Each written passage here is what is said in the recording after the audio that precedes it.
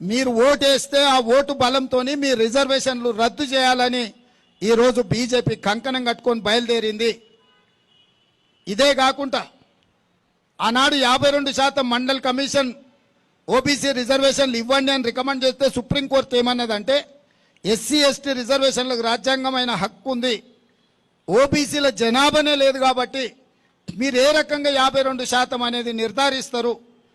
ఒకవేళ వర్టికల్గా హారిజాంటల్గా 50% రిజర్వేషన్లు దాటాలి అంటే ఓబీసీ జనాభాలు లెక్కించండి. జనాభా యొక్క లెక్కల్ని పూర్తిగా అధికారికంగా ప్రకటించిన తర్వాత 50% రిజర్వేషన్లను దాటి కూడా మీరు ఇవ్వచ్చు అని సుప్రీంకోర్టు చెప్పింది.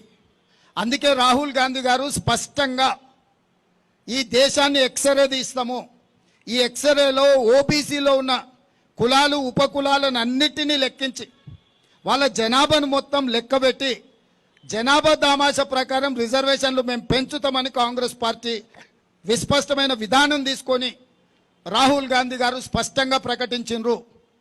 దీంతో బీజేపీ అప్రమత్తమై కుట్ర చేసి కాంగ్రెస్ ఒకవేళ అధికారంలోకి వస్తే ఓబీసీ జనాభా మొత్తం లెక్కగట్టి వాళ్ళ ఇప్పుడున్న 27% కూడా రిజర్వేషన్లు 50% వరకు పెంచడానికి అవకాశం ఉంది.